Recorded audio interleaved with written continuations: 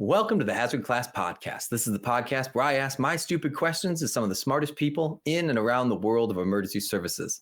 My guest this week is a longtime fire service leader, educator, and nationally recognized voice on leadership, organizational learning, and decision-making under stress. He has served for decades with the Charleston Fire Department, where he is currently an assistant chief. He was the first arriving engineer at the Sofa Superstore Fire in 2007, where 9 fire service members tragically lost their lives. That event reshaped not only his career, but the way the fire service as a whole thinks about leadership, training, and accountability.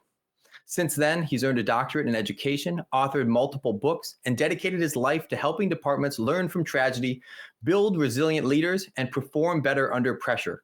It's my great honor to speak with Dr. David Griffin.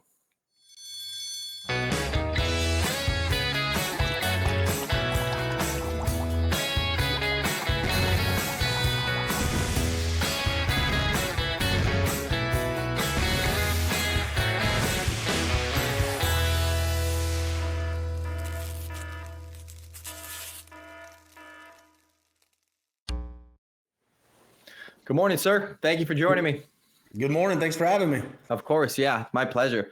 I was fortunate enough when I was down at Fire Fusion in, what month would that have been? We're down at Fire Fusion and I was able to see you speak. October. There you go. Yeah, I was down there for that and I was able to see you speak at the memorial and it was extremely impactful. I was very impressed with your presentation and with truthfully like your ability to do it, right? I mean, I'm sure over the years since the event, talking about it's probably become easier in some way, but the resilience to be able to stand there on the grounds and do that was extremely impactful for me, and I'm sure for the other people that were there. So thank you for your commitment to telling the story this many years later. You know, absolutely. It's one of my passions to do that. It's actually more than the work that I do at work.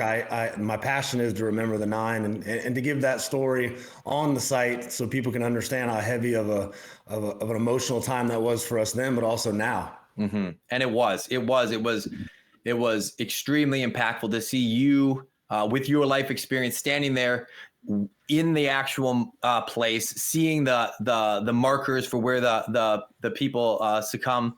And it was very impactful. One of the more impactful experiences I've ever had in my life. Obviously, working in the fire service, it was very moving. But we will get to that. But before we get to that, I do want to start out and kind of get a history of your story up to that point, which is why the fire service in general. So it's funny. I never thought about the fire service. I grew up playing baseball. I started at 3 years old, and it was full speed ahead playing baseball, T-ball, small fry, high school, and then I had a chance to go play baseball at the Citadel, which is a military college here in South Carolina. So I had to take that opportunity. I didn't really want to go to school there because I didn't think I would enjoy the military education. But I will say I'm very glad that I did go there because it kind of shaped me into the person I am today. So I went there for 4 years and then played baseball and then had a chance to either go in the military or go play minor league baseball. So I chose the latter because I really wanted to chase my dream. Mm-hmm.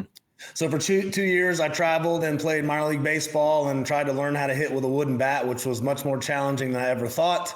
And at my second year in the minor leagues, I just couldn't cut it hitting with a wooden bat. My defense was good.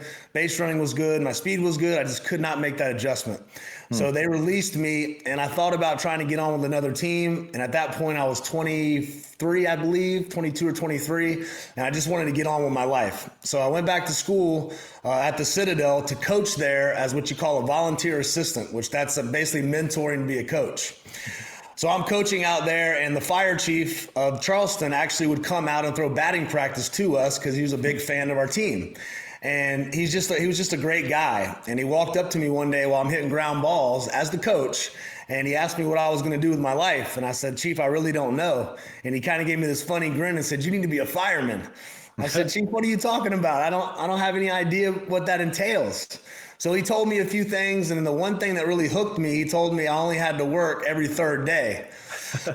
And so I kind of stopped him and I said, "What do you mean every third day, Chief?" He says, "Well, like if you work Monday, you get Tuesday, Wednesday off, and you have to come back to work Thursday." And I said, "So what do I do on Tuesday and Wednesday?" He said, "Whatever you want." I was like, "Man, that's That's a heck of a job right there. So Sold, I went yeah. home, told my mom and dad. My mom hated it. My dad loved it. My girlfriend at the time, who's my wife now, she thought it was a great idea. So I jumped head first in and went to a short class. And then I had 9 days of my recruit school. And then I was on a fire truck on Mother's Day in 2005. Wow. Did your mom eventually come around? She did. Well, yeah, she did.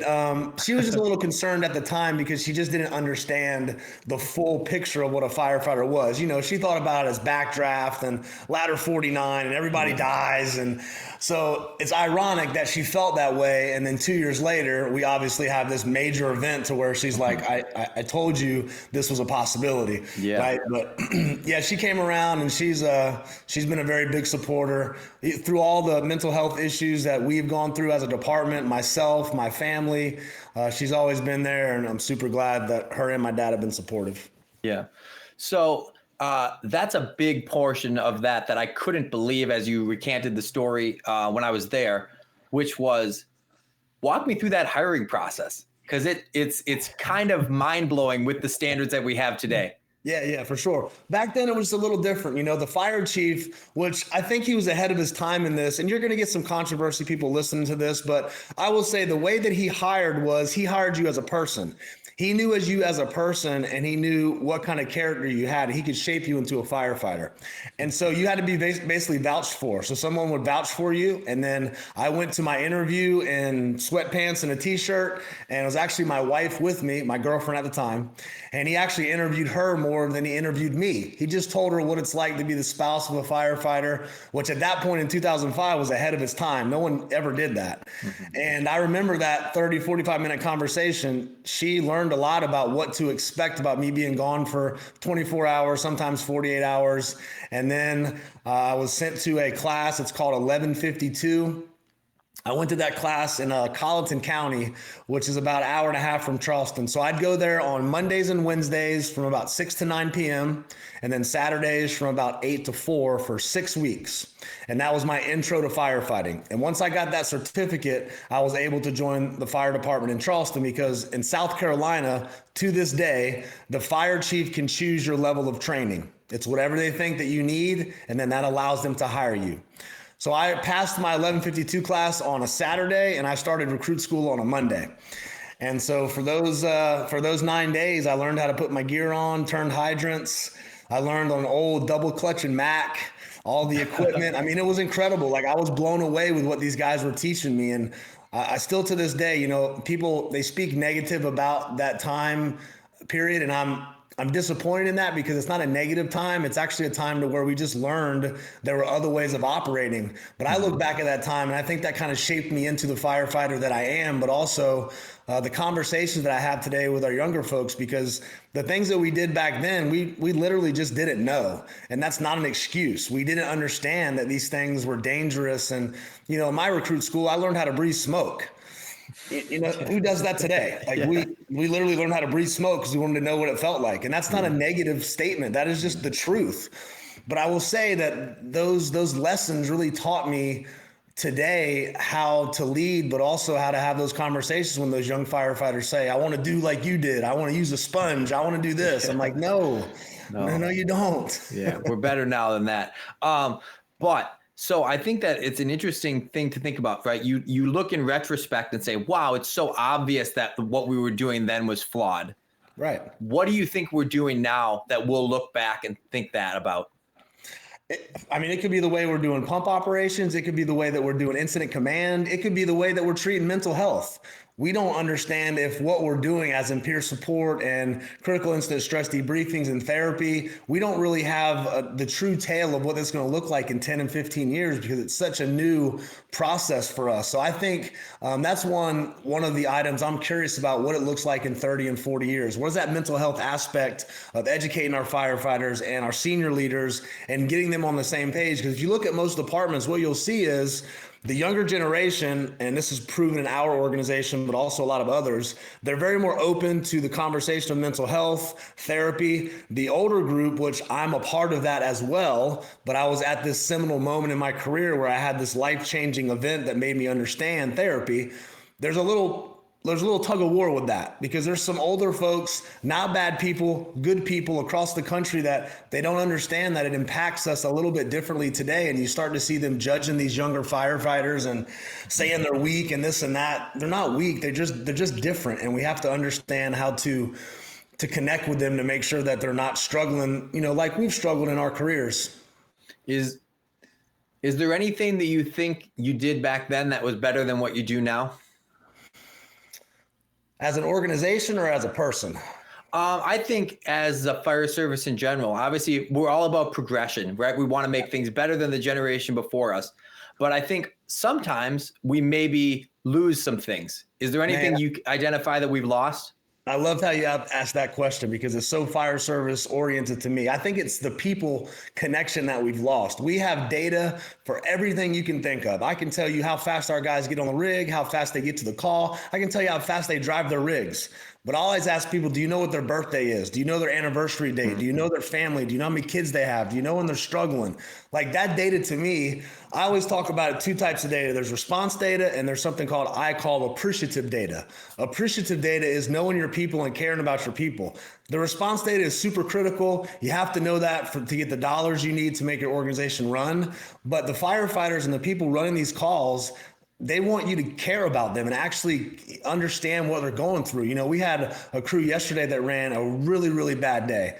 And we have a peer support team, and those peer support members jumped on that, got involved in the conversation, reaching out to them. And it's amazing how that is what I think we did better back then than we do now. I think we're so data driven on knowing every little piece of the organization, which I think is critical, but I think it makes us forget about, it's still important to go to your fire stations. Like, go to your fire stations and talk to your people. I want to walk in, I want them to give me a hard time. Chief Griff, what are you doing? Why are you doing this? I want that. I want to feel that stress and that pressure from the folks that are doing the job that I did, and now they're doing it because I'm now an administrator. But I want to feel what they're going through, because to me, you can't lead your people if you don't have your pulse on what they're feeling. And I've been in that situation before, where I've been in the firehouse, and Tom Carr, who's our fire chief after the Sofa Superstore Fire, he would come in and he would just sit there and talk with us. And I was just amazed how he listened to us, and he took what we told him and he did something with it. And to me, that's the most critical aspect I think we have to get back into the fire service today. How does someone at the top of an organizational chart stay in touch with the newest people and the lowest ranks? So I'm actually the one that does the hiring process. So I'm very lucky there. So in the hiring process, we're communicating with them by email, and then obviously the written test, the interviews. So I talk with every one of them individually when they come in for interviews, because I want to make that connection. I want to kind of feel what's their passion. Do they want to be here? I think that's always been a great part of our hiring process. But then throughout recruit school, I'm up there talking about mental health and the Charleston 9 and checking on them and watching their PT workouts and really trying to make sure that I'm remembering who they are, but watching them grow in their career. And then the one thing I focus on a lot is I do station visits. I make an effort to go to every station, every shift, every year. And, we have 18 stations and, 3 shifts. So that's a lot of effort. But to me, it's worth the effort, because I can sit in my office and do spreadsheets all day. That stuff is mind numbing to me. Sometimes I feel like I'm spinning in my chair when I'm doing it. And I'd rather get that done, and in my afternoons spend my time in the firehouse or spend my time at a peer support discussion. I'll meet people off site at a Starbucks or at a coffee shop because they have to talk about family issues. Or to me, that's where my passion and my love for this job is. And I think I've had to remind myself of that, because my position the last 3 years has been administration, and you're just in this box in your office, and it's just so much paperwork, and I'm not built for that. I feel like a caged animal. I have to get out there and see our people, and I truly care about them as people before firefighters. And I know I heard something one time, people before paper, and that's something I really try to focus on. Mm-hmm. How do you make those station visits welcomed? I think that sometimes people hear the idea that some high-ranking administrator is coming to their station and they're intimidated by it. How do you make it something so that it's a thing that they're excited for, or at the very least, welcoming to? Absolutely. I think that's a great question. I played with this a lot. When I first started doing it as a battalion chief, I would just show up at the station and just say, hey guys, what's going on? And it was welcomed, but I had just made battalion chief. So it was a little bit of like an understanding. Why does he do this? No one's ever done this before. What is his agenda? It's always that thing. And to me, I don't really have an agenda. I'm not going to the firehouse because I want you to vote me in as your fire chief or your union president. I'm just going because I give a crap. So I think for a lot of people that was hard for them, not understanding I don't have an agenda. I just want to talk to you. So then what I started doing when I made assistant chief, I actually would send out calendar invites to the companies I would go into. And that really didn't work out very well because what they saw, I actually thought it was good intention. Like, I'm like, okay, if I explain what I'm coming for, I would just say, something like, good afternoon, coming by to do a station visit to check on you and your family, how everything's doing, look forward to talking with you. Just to give them an idea that I'm coming by. But when I got there, what I realized is they were all just a little bit stiff and timid. And that's not the environment I wanted to create. I wanted to be organic and I wanted to be welcoming. So I kind of went back a few steps and said, all right, I'm going to start doing this more organically. When I finish my work in the morning or I have stuff in the afternoon, I'm going to look at the roster and just see, where do I feel like going today? And then when I feel like going there, I just text the captain and say, hey, Cap, I'm going to come by real quick and just check on you guys. How's that? And if he says, great, Chief, that sounds good, or I go. If he says, nah, Chief, we're kind of busy today, no worries by me. The one thing I don't want to create is an issue where I walk in the station and they have to drop everything they're doing because the assistant chief is here. That used to drive me crazy. I'd be in the middle of a workout trying to get my groove on with my crew, and someone walk in, we have to stop everything we're doing. Yeah. So I really tried to understand that. I actually did it a couple weeks ago. I went to Central Station to see one of my favorite captains, and he was working out. And I said, hey, man, finish your workout. I'll just holler at your crew. It's no big deal. But just out of respect, he stopped his workout and came in. And I said, man, I didn't want you to have to do that. But it just shows you our people are so respectful in the fire service in general, they're going to. So I think finally I figured out kind of a way to massage it. But my thing is 20, 30 minutes. If they want me to stay longer, I can tell. I've had people look at me before and say, I don't like these station visits. I don't really enjoy them. And I say, okay, thank you for telling me that. I'll make sure that in the future I'll check with you before I come by. But I open the conversation for them to be honest with me. That's a brave statement for a captain to make to an assistant chief, because they know I'm going to take it though, because I respect their feelings of that. It is their firehouse. That's where they live. That's where they work. That's where their camaraderie is. I don't want to come in and upset that, because then the morale it goes down from there. And that's not what I'm about. So I don't want to breeze over the work up to, 2007. So talk to me about the state of the department leading up to, the Superstore fire. So at that point, I'd been on the job for about 2 years and 2 months, and we had an arsonist. Excuse me. We had an arsonist in the area, and from what I remember, he had burned. This is from the research we did. I think it was about 118 homes.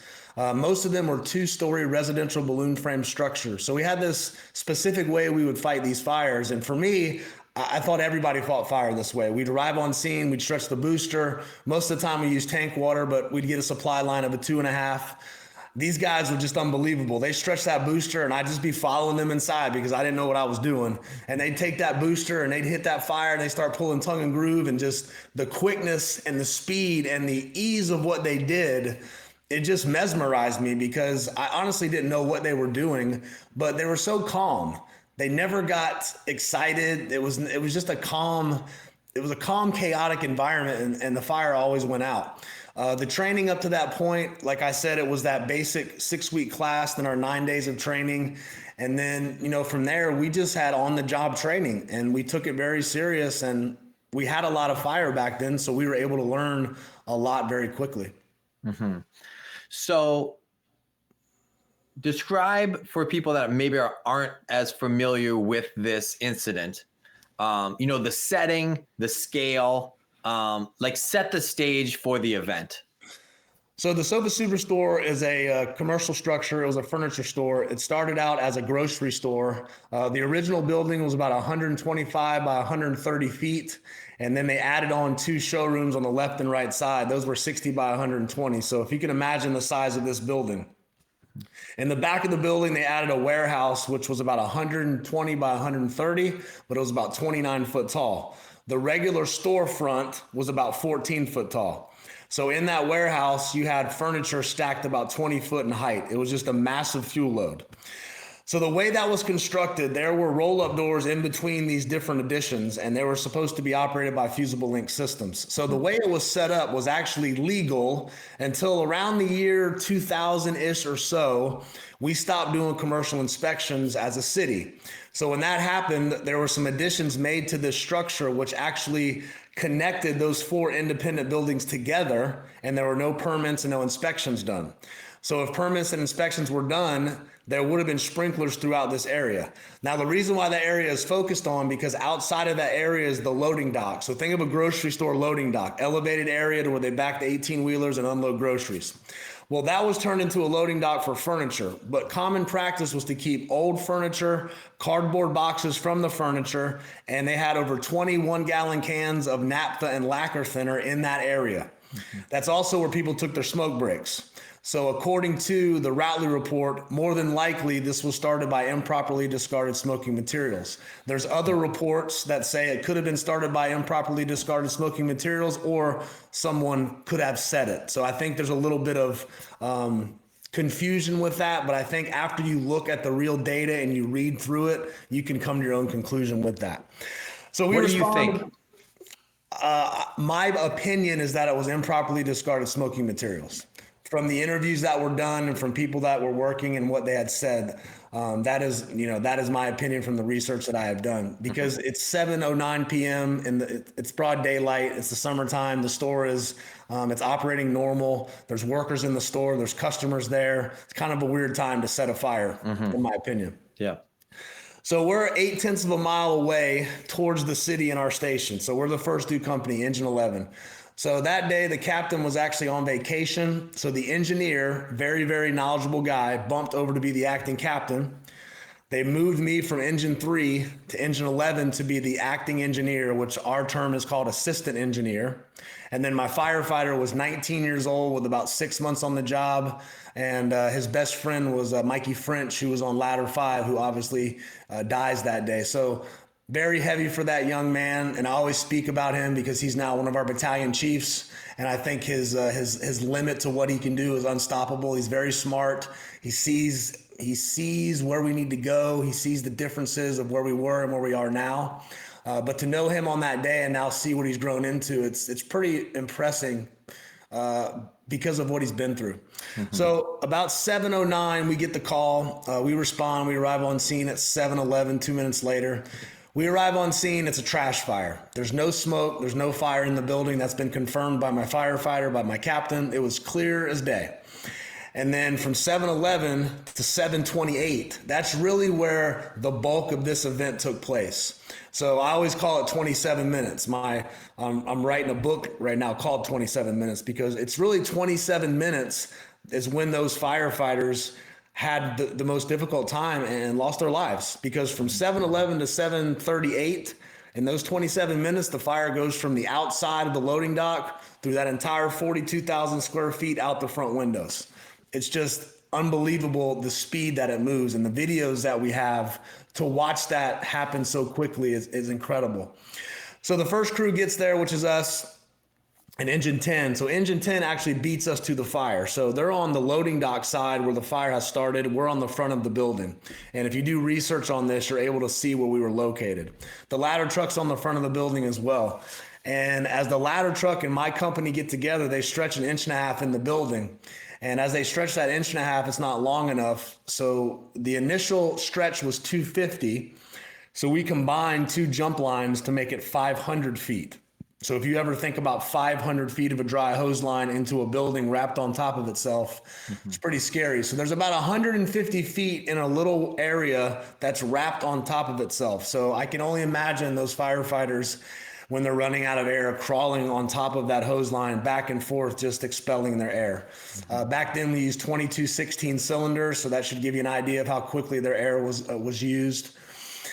As that first line is pulled in the front door, the other 2 lines that have been pulled on the loading dock or a booster in 1.5 inches. And as we're starting to fight the fire, it's moving very quickly.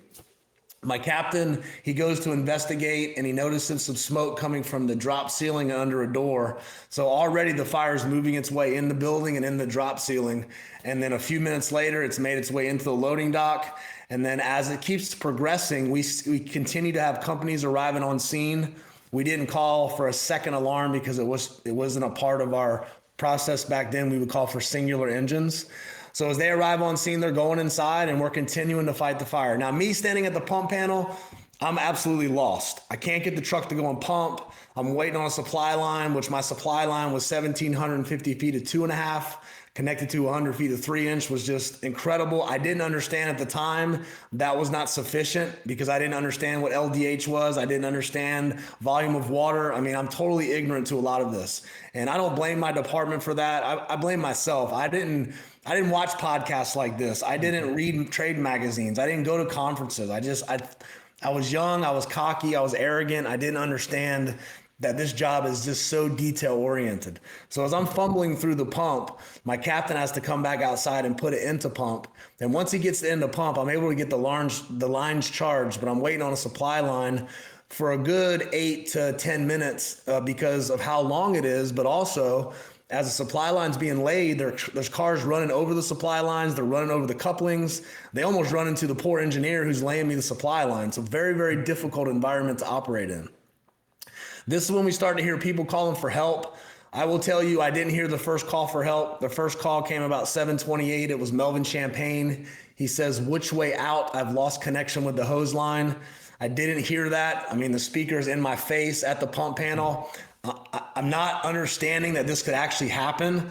So a few minutes pass by, then Mikey French, he activates his emergency button. And I obviously hear that because the dispatcher calls it out. And so when that happens, I'm thinking ladder 5 is being moved at that exact moment and his emergency button is going off. I wonder if he accidentally hit it while he's moving the rig. So I didn't think it was real. It's kind of how your mind protects itself from something that's actually happening. Mm-hmm. But obviously Mikey French is calling his Mayday as well. So he calls a Mayday, and then you start to hear a lot of the officers calling for the captain of engine 15, captain of engine 15, anybody on engine 15. And that just continues. And then finally we start to pull everybody out of the building. Windows are being broken. The fire's coming out the front windows. And about 7:38, when you look at the front of the building, it is fully involved. Fire's coming out the windows, and you have 9 people that are in there, and they're burning.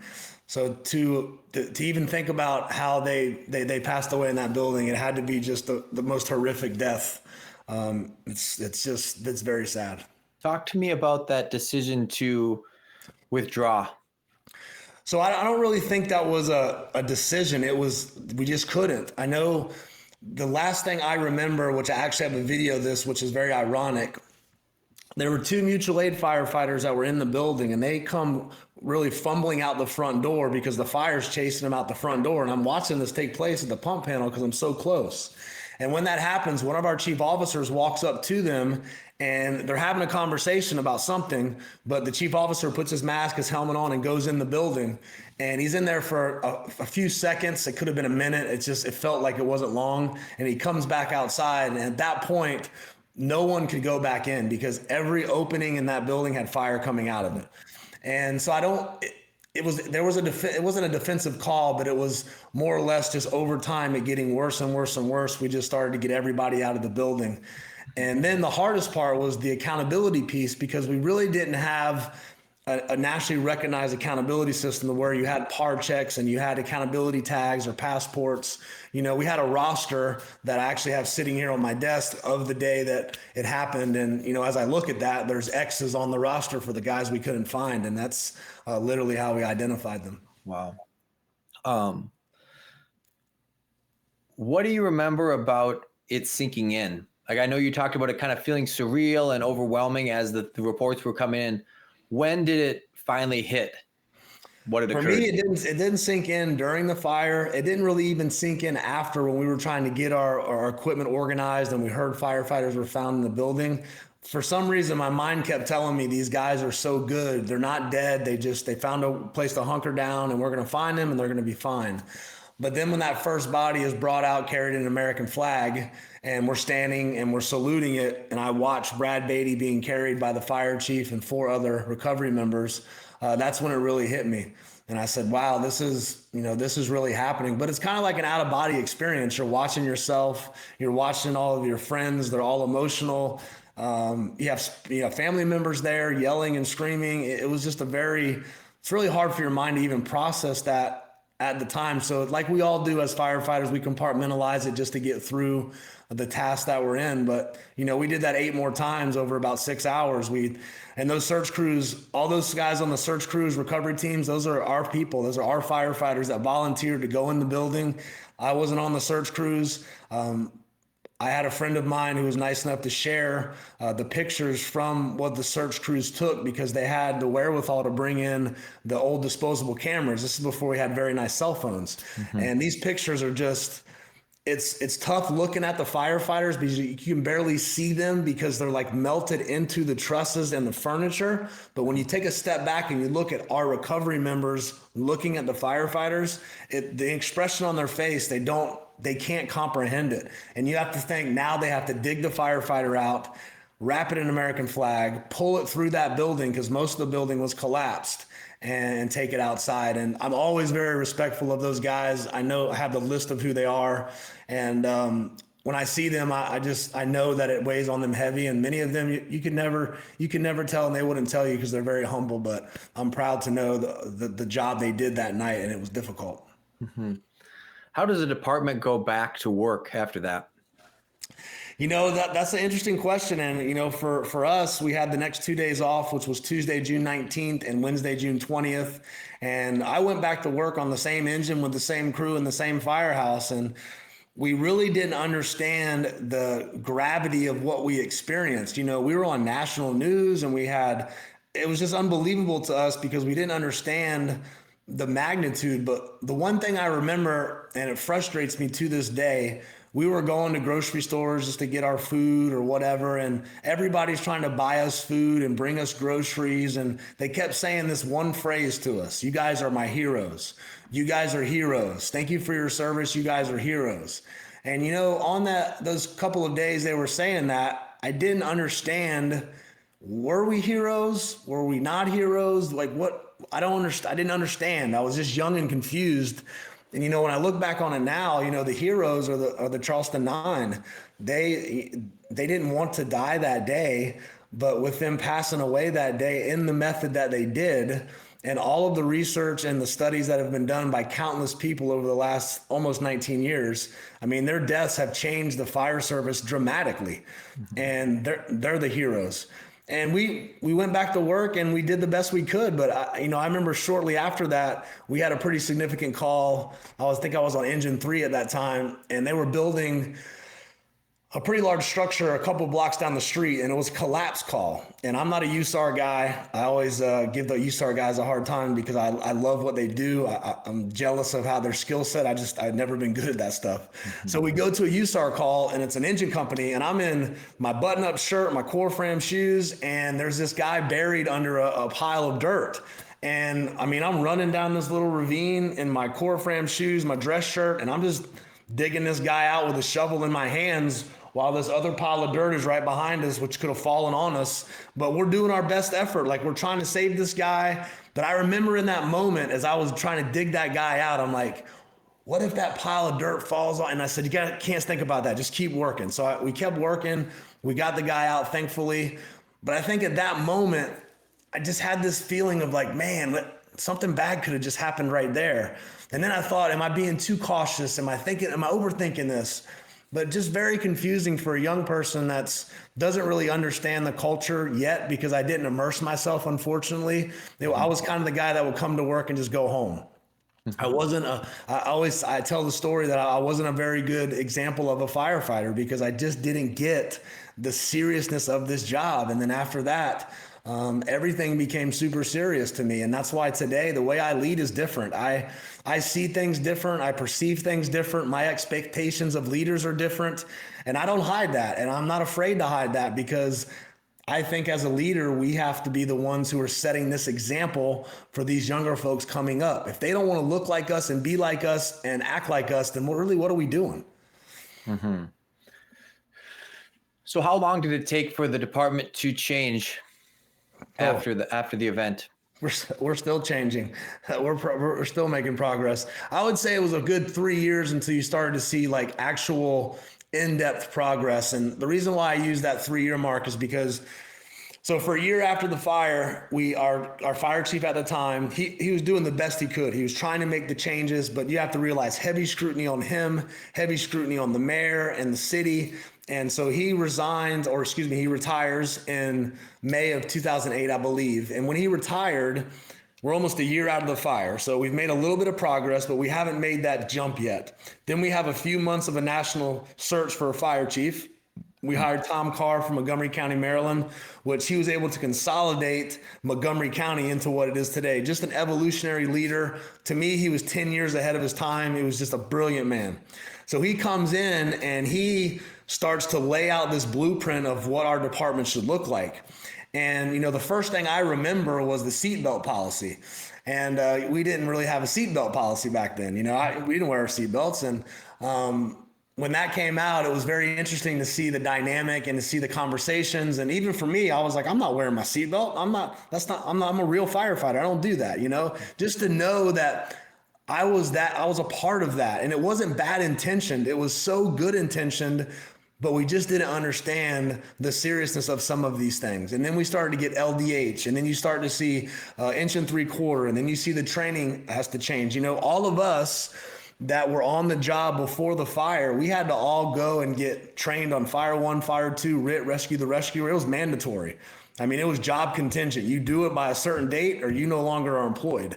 And so you had every person in the organization, from chief officers to firefighters and drivers like me, going through Fire 1 and Fire 2.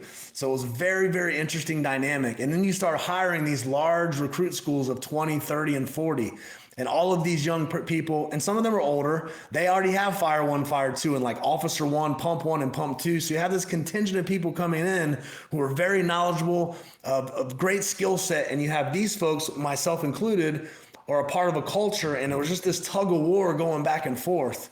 And it took quite some time to get that to a point to where it was resolved and we could operate together. And then on top of all of that, we consolidated 5 departments to a countywide dispatch center. So it was a very, very busy time for us. How did that day impact your view on safety and fire ground operations in terms of, risk benefit analysis and things like that? For sure. It definitely has changed my perspective on that. I'm very stringent when it comes to that. And when I was a shift commander, I think my shift, they knew that we had a fire in a dive shop full of compressed gas cylinders, and I would let them go inside. And I know they were mad at me, but as soon as I said, don't go inside, those compressed gas cylinders start shooting up in the air. And I just go off my gut and my intuition. So I think it makes me see things more serious. I'm not as open to a guy telling me, give me 5 more minutes. 5 more minutes is not worth your life. I'm not going to go tell your spouse that I didn't do my job for 5 more minutes. I'm not going to let you die for a building. I'm going to make sure that I get you home to your wife and your kids. So I'm different with that. And I'm very, very passionate. And sometimes I'm a little headstrong with it, and I have to balance it out. But to me, the ultimate job of someone that is the commander is to make sure your folks get home safely to their family. So it just makes me see things a lot more serious. How do you balance that with the times that it is required to risk a lot? That's what we do. You risk a lot to save a lot. If somebody's in there, that's what we do. And, I always tell people that if I put myself in the situation, if I'm the captain and I know somebody's in there, I want to go inside and try to save that person. That's the oath I took. That is why we do all of this training. This is what our folks, this is what they want to do. They want to go save people. So you have to be able to allow them to do their job, but you also have to balance that in a more mature mindset to realize that they are very adrenaline soaked at that moment, where you as the incident commander have to take a step back and look at this big picture and say, okay, what is the risk versus reward benefit here?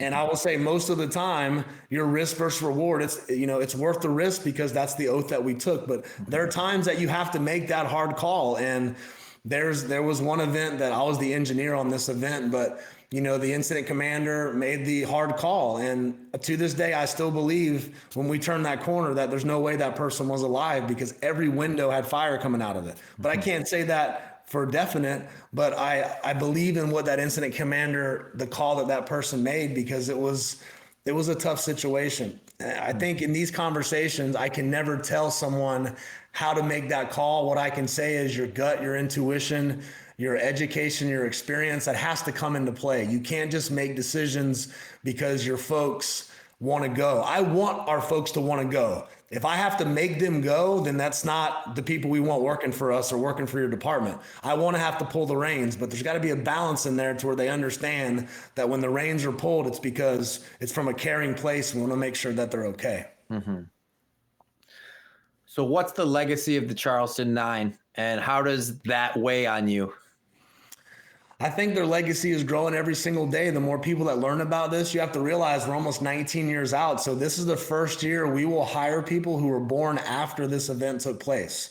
So we'll be interviewing people who were born after these 9 firefighters died. And the legacy is to make sure they understand the magnitude of this event back then, but today. This event to me is timeless. It's not just about the fire service. This transcends every profession because what you see is an organization that is very good at a certain way for a very long time. Good people, good intentions. They love the organization. They love the culture. And then this seminal moment occurs to where these 9 folks lose their lives and everyone in that organization has to take a hard look at themselves and the organization to say, can we make this better? And if we can, how do we do that? But also continue to make it better, continue to evolve. And that's the story and the legacy of the Charleston 9. It's about evolution and not being complacent and not ever going to work the coast. And, if you're in the environment to where you're a firefighter, a leader, whoever, and you're just going to work the coast through the day, it's time to go. Mm-hmm. You are probably one of the problems in the profession or whatever the organization is because your folks don't want to coast. Your young folks, they want that progress. They want that change. And to me, that's what the Charleston 9 has created for me. It's that urgency to continue to make a difference and try to impact these younger folks. Yeah. So as the, in the wake of this, you obviously and understandably had some mental health struggles that you've been pretty open about. How did you go about navigating the kind of unimaginable burden that it was to go through that?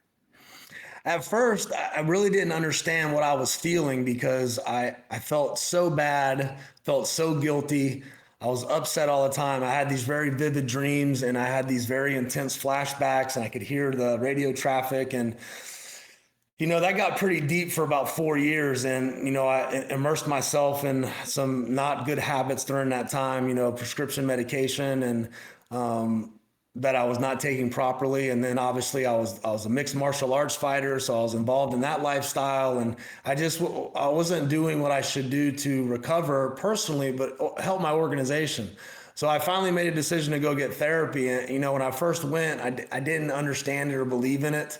And then once I started a few of the modalities, one in particular, EMDR, once I started that, I really was able to process the event. I was able to remember a lot of stuff that I went through. And then it just opened this whole new wavelength in my brain of mental health and the knowledge of what we've been through, but also how to get out of it. And, I'm almost 19 years out of this event and I'm still struggling with it. I'm still going through therapy. I still have night terrors. I still have intense lucid dreams. I had one the other night, I'm yelling in my sleep, wake me up, wake me up, wake me up. And finally I was able to get it out. And my wife is shaking me, trying to wake me up because I just have this same dream over and over again. And I'm trying to wake myself up and I can't. And that's a pretty scary situation to be in, for 19 years. You're like a prisoner in your own mind. So I still deal with it, but I think some of this I could have created myself because part of my journey is I talk about this event. but I think talking about it is therapeutic for me, but I also think it makes me relive it a lot. For the last however many minutes we've been talking, I'm on a different level of adrenaline, and it's going to take me a good 2 hours to come down from this. So I've structured my day. When I'm done with this, I'm going to walk right out of here, change my clothes, and go to my gym and work out, because if I don't do that, mentally, I won't be present for my wife. I will be in a very cut off mood, I guess you would say, trying to process it. And I don't think it's ever going to go away. I think it's the way that I manage it. So that's kind of my next iteration of my life is I'm focusing on my mental health. I have a pretty interesting treatment coming up in a few months that I'm going to talk about in a little while on my social media. But it's a treatment that's regarding what some Navy SEALs used. There's this documentary called Waves in War. They talk about Ibogaine therapy. I've seen it. Yeah. And I know someone who personally went through that program. I just did their podcast actually, but yeah, and they had a great success with it. And that's what I think it's just an incredible thing for us to look at as fire service members, as these different modalities of treatment that may have not been accepted before. But, these are dire times. If you look, there's a lot of history and research that shows we're 4 times more likely to die from suicide than a line of duty death. And I'm very passionate about other modalities of medicine or therapy, or what can we do to make sure this is reduced. We had 3 suicides last year from retired members from our organization. And one of those guys was a very close friend of mine. And he, last December 2nd, only a couple of days ago is when he took his own life. And that, I think, since then I haven't really been the same. I think I've tried to figure out how to not let it happen, but it's just really been wearing on me a lot. And, I have a lot that's in my head all the time. So I think that's what resonates with people. I'm not, this isn't an act. This isn't a show. This is just what is in my head and in my heart. And I think there's a lot of people that are that way. And my hope is that this message makes them understand it's okay to get help. Yeah. So it's hard enough to maintain a relationship in the fire service, right? It's hard enough. And your wife has been with you since before you were even on the job. How have you managed to maintain? So I met my wife when I was 19. So kind of interesting. I was 19 years old. I was a cadet at the Citadel. I won't tell you how old she was because she'll get mad at me, but she's older than me. And she was actually an employee at the Citadel. She was an athletic trainer. So being a baseball player, you go to the athletic trainer to get help. So I obviously had a lot of injuries that I had to get fixed. So, so she's been with me through all of that. Even in college, I had a pretty traumatic experience. I got hit in the face with a baseball, and it broke my orbital socket, the whole left side of my face. I had to have facial reconstruction. Oh, wow. So that was very traumatic for me because it pretty much ended my baseball career. I was able to come back, like I said, and play, but I was never the same. And then the recovery from that has obviously been long term.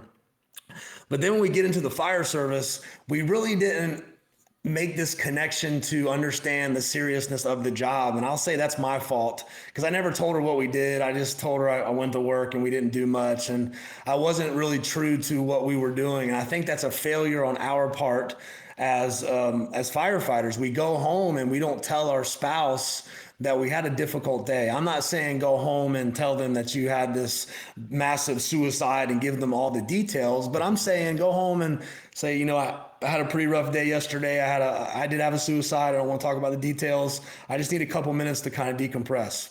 I didn't really do that. And so it really created this environment in our family that it wasn't very open to communication. I was very stoic, standoffish, and it just kind of grew more and more. And, over the years, we've had our struggles. I've made mistakes. She's made mistakes, but we've always, come back to each other and really work through these mistakes. We're working through a major part of our marriage right now. And, I've been struggling with some issues with her for the last couple of years. And I've been very open about that because I think generally everybody has these issues in their family and their marriage. It's just when you don't talk about it and make it okay to be acceptable, people are afraid to get help they need. And I think for us, we've tried to be that example, and we're not perfect. We're far from that, but we're flawed people, and we're still together. We've been married for almost 20 years. I've been together since I was 19. So that's 25 years we've been together, 26 years, excuse me. But she's had to adapt to a lot. And I've asked her to adapt to a lot, not so much by actually asking her, but just in the way that I've changed over time, because we joke a lot of times. We'll see pictures and she'll say, "Who's that guy?" And I'm like, "Yeah, I know. I wish I knew where that guy was. I'm still trying to find that guy, and I'm hoping to find him here soon." I can't imagine the conversation that it must have been with her after everything that happened at the Superstore. Like, what was that like to have to come home from work and, disclose everything?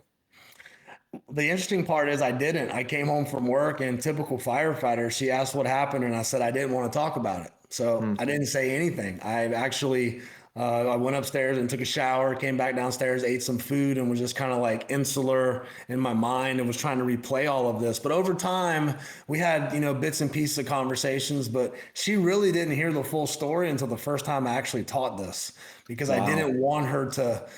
I don't know. It's not that I didn't want her to hear it. It was just hard for me to say it in a setting like that. So the first time I taught this at FDIC back in 2013, I believe, she heard the whole story and she was like, "Wow, I had no idea." But even up to a couple of years ago, she didn't realize me telling the story over and over again impacted me. She thought it was just a thing that I did, and she didn't understand the hours, the days after doing these classes that I'm basically in my own mind trying to resolve what I'm feeling. And that's my fault. I didn't tell her. I told her, after I would teach, I'd go back to my hotel room and just sit in my hotel. And she'd go, why don't you go get something to eat? Or I said, "I just can't." And I didn't tell her why. It's because I'm trying to work all these things out of my head that I've just talked about for 6 hours. That's literally the worst day of my life. And I didn't explain it to her. And then she finally started traveling with me a couple of years ago. And after the first class, when I stayed up, it was a night class. So I had a night class from like 8 to 10, and the next morning from like 9 to 1 or something. I use that example because when I teach at night, I can't sleep. So we stayed up and watched live PD from midnight until the next morning, until I took a shower and taught again, because my adrenaline's going so much. She didn't understand I'm reliving this again. And so now with her understanding it, fast forward 19 years, she finally gets it. And that's a failure of mine. And that's a lot of what we do as firefighters. We don't tell them how it impacts us, because we're these firefighters, we're these big, strong, we're invincible. And it's not true. I'm not invincible. I'm a human. I have a brain. I'm not a robot. And these things really do bother you at times. So with the impact that, doing this takes on you, why continue doing it? If I don't do it, who will? That's always my answer, because who's going to do it? I have a friend and a counterpart, Travis Howells, who he talks about this event too. He does an excellent job with his speaking. He talks about a lot of his military time in police and his time, at the Charleston 9 event. And so it's really me and him trying to really take this message on. But if we don't do it, who's going to do it? And I feel like I don't want those guys to die, and I don't want their memory to die. And that's, I'm going to do a parade today to carry a flag that's got Charleston 9 on that. I'm going to do that because that's what I feel like I should do today, to honor them in front of all of our people in Charleston that line the streets for this parade. I think I was meant to be on that pump panel that day, as cliche as that sounds. Because I'm able to process this and say things that most people can't say in front of a group of people that need to be said. And for some reason, that has been my blessing and curse. It's been a blessing because I've learned a lot, and I've been given some opportunities that I don't deserve because of a bad day. And the curse is just having to think about this all the time. But I'm going to always think about it, so I might as well do something positive with it, because if not, I'm going to be in my own head all the time. So obviously it's unreasonable to think you'll be able to do this forever. How do you make sure that they don't go forgotten? I've already started a lot of that, in my organization. As I get to the end of my tenure there, I I've already started mentoring one person specifically, the firefighter on the engine that day. I've been mentoring him to take over all of the duties that I've done, the Charleston 9 watch, the ceremony, all the things that really I believe are important. I've been mentoring him intentionally to take these over. And then, he's going to have to mentor someone when he's gone. And all I can do is my part to hope that the next person continues with it. On the speaking side, I don't know how long I'll do this. I know that I have a huge passion for it, and that at this point in my life, I'm at a crossroads, and I just feel I am much more purposeful being with people who really want to hear the message and really want to make that change than me sitting in my office and doing spreadsheets. That's just the truth of the matter. And I have to go where my gut is telling me, and my gut's been telling me this for so long. And so for me, I could speak about this for another 20 years. I could speak about it for another 10. The thing to me, the message is always evolving, because this isn't just from the Charleston 9 event. It's evolved into mental health. It's involved the spousal support. It's evolved into suicide awareness, leadership, all of these things that have kind of spun from this event. So it's going to continue to evolve. And, the next 3 or 4 books that I have planned are, they're in my head, and I just can't wait to get them on paper, because it's these things that I think are timely for us in the fire service. Mm-hmm. So at some point, you even wrote a book on it, but at some point the PTSD becomes post-traumatic growth. At what point do you decide that you're going to leverage your life experience into something more and, obviously go back to school and start doing all of this? That was after the fire. Probably a few months afterwards, I wanted to go back to school because I wanted to learn about this leadership dynamic everybody was talking about when Tom Carr came in. And when I went back to school, that's what really gave me my direction. I was just so enthralled with the information I was reading, but I was living it at the same time. I'm reading about this principled leadership, but I also was taught at the Citadel, but then I see Tom Carr living with these principles and these morals and these values, and he's driving our department. And it's just a really interesting time. And I just continued with the education. Then when I got into the doctoral program, that was even another level of learning from people. I always felt like the stupid person in all the classes, because these were very smart individuals in different walks of life. And here I am, a firefighter, fumbling through my dissertation, trying to do research to allow firefighters to understand what happens after and before a line of duty death. But I will say during that process, it made me learn a lot about us as firefighters, that we're actually very, very, very smart when it comes to the intellectual side of our business. But a lot of times we downplay that because we don't want to be that intellectually driven sometimes, because we want to be the firefighter. And it's okay to have the knowledge and the skill set to go along with the education. That's not a bad thing. It's a good thing. I think that makes our profession even more serious to other folks that look at us, because we're not just firefighters. We're firefighters, we're EMS workers, we're managers, we're administrators, we're leaders, we're peer support members. Think of the magnitude of what we do on a shift. And so just to limit us to the term firefighters has always been interesting to me. But that education really made me open my mind to the full spectrum of the profession that we're in. So you've spent, the better part of 2 decades studying leadership now. What are the traits of a good leader? For me, it's your principles. What your principles, values, and morals are. Where's your integrity? What is your intentions? Do you walk your walk? Do you live your message? Do you set the example for folks to be a part of? Can you say no and stick to it? Can you lead your folks knowing that some of them are going to understand and some of them are going to not understand? There's so many avenues of leadership that you have to understand and explore, because every situation is different. But I always go back to my principles, and that's what I was taught at the Citadel. You have specific principles that you were taught or that you grew up with from your family dynamic, and there's a reason why you have those principles. And I'm very specific on those principles, and I don't sway from them. And I get, a little bit of pushbacks from folks I work with at times, or because I just don't stray away from those principles. I'm not going to put myself in a position where one of my principles or my morals or my values have been compromised, because I believe in them so much because of what I've been through, but also of the event on June 18th. What are those principles? So my first one is lead with humility. So leading with humility is basically no ego, no confidence, no cockiness. Just lead with what you believe inside yourself, but also understand you don't know everything. I know going through the ranks that I learned a lot of what I didn't know over time. And once I realized I didn't know everything, that was like liberating to me, because I'm able to have conversations and say, I don't know the answer, but I can try to find the answer for you. And with that, I think I've been able to get a core group of people to lead that way as well. Another one is empowerment. I love to empower our folks. The empowerment side is something I've always done as a leader. When I was a shift commander, one of the first things is I took the other battalion chiefs who had reported to me, and I empowered them to help me change the shift. And the reason why I did that was, there's a few reasons. Number one is they were all senior to me. So they had come on the job longer than me. They had taught me to be a driver, a captain, and now I'm their supervisor. So I couldn't walk in there and say, okay, you guys are senior to me and I'm going to tell you how to do this.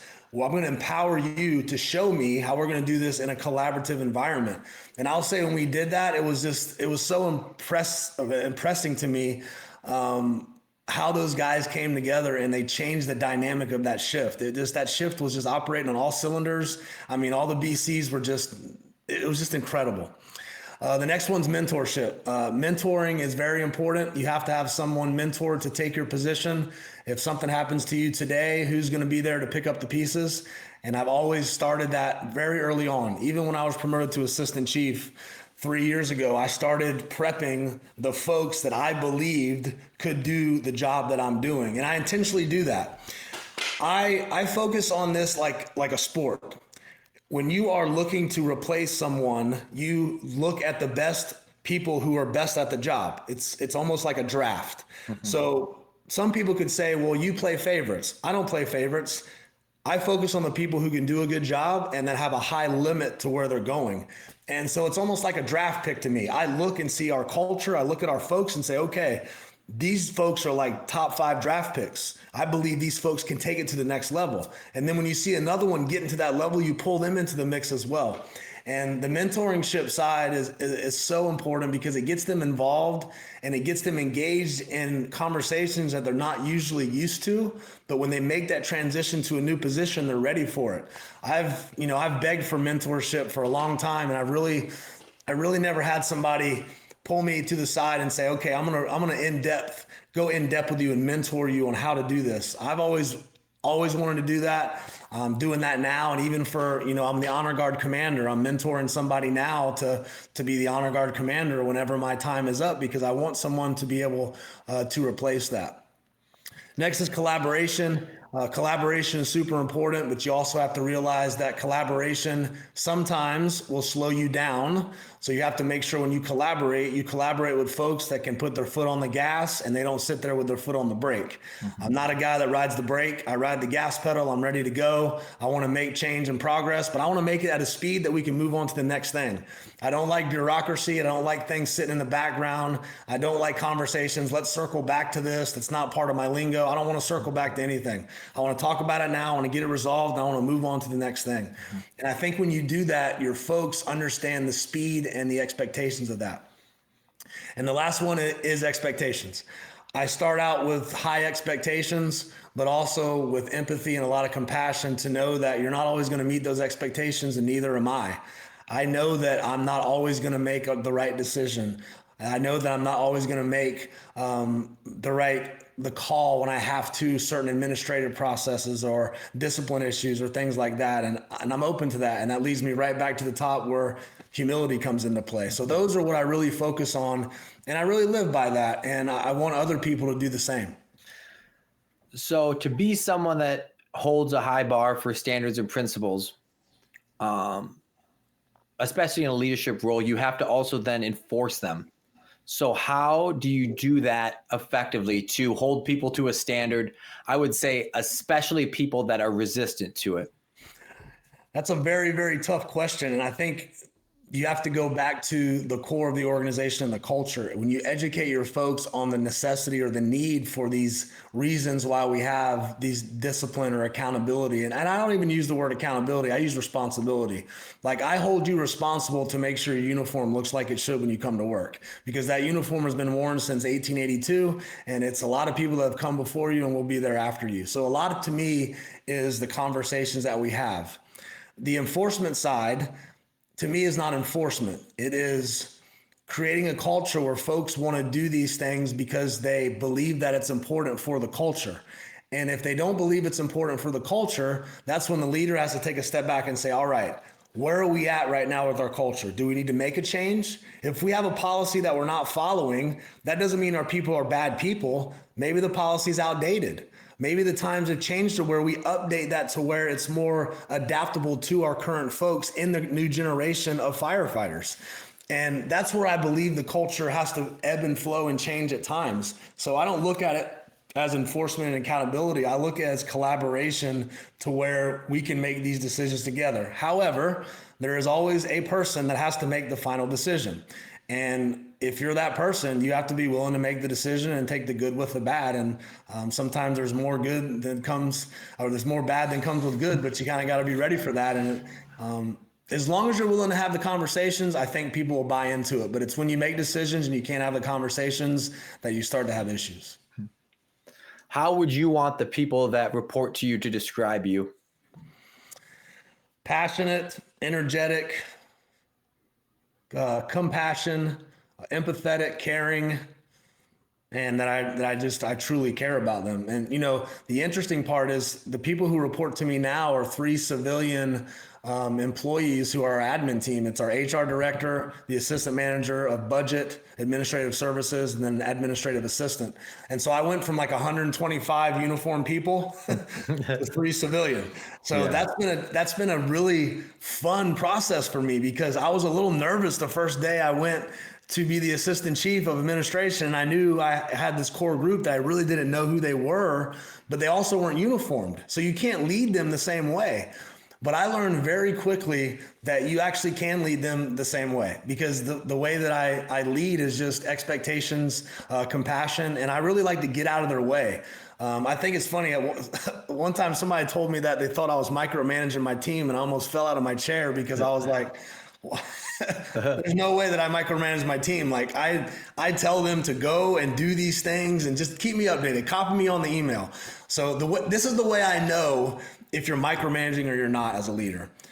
If you're getting a bunch of emails you have to respond to, you are micromanaging. If you're getting a bunch of emails that you have to read and file to know your people are working, you are not. That's always my level. That is my litmus test for that. And most of my emails are I read, I understand, I file away, and I go have a conversation. So I think that's what I focused on, because they know more about administrative work than I do. I'm a firefighter that was on an engine for 18 years. I mean, they've been doing administrative work their whole life. Yeah. So as you're, approaching the end of your fire service career, I would say, what is the thing that you're going to miss the most when you're eventually done? I'm going to miss the people in the firehouses. I'm going to miss the conversations and just the fun times that we had. And I'm going to miss hearing the rig going down the street. And so go get them. You know, I'm always cheering these folks on. And it's going to be, it'll be heavy. It'll weigh on me a lot, but it's, it's coming to that time to where I think it's time to take my ideas and my efforts and focus on a broader spectrum, just like you do. I think, what you do is you have a big impact on people, and that's where I really want to focus my time. And I'll always miss the people. I'll always miss the good times. But there's a lot of stuff that I won't miss. I won't list that right now, but there's a lot of stuff that I won't miss. Yeah. And it's going to be an interesting time the next few months as I start to make these different plans. Yeah. So, I super appreciate your time. I mean, the story and understanding the gravitas of telling it. I'm so appreciative. And the fire service as a whole is indebted to the idea that someone living through an experience like that would be willing to share about it firsthand, because so often it goes untold, and it's unfortunate. So So thank you for your commitment to it. And, thank you for what you're doing for the fire service. I'm very appreciative of it. And, thank you for coming on the podcast to talk about it. Absolutely, man. It was a pleasure. I think we had a good talk for about an hour. So hopefully your folks appreciate the information. Yeah. Thank you very much. Yes, sir.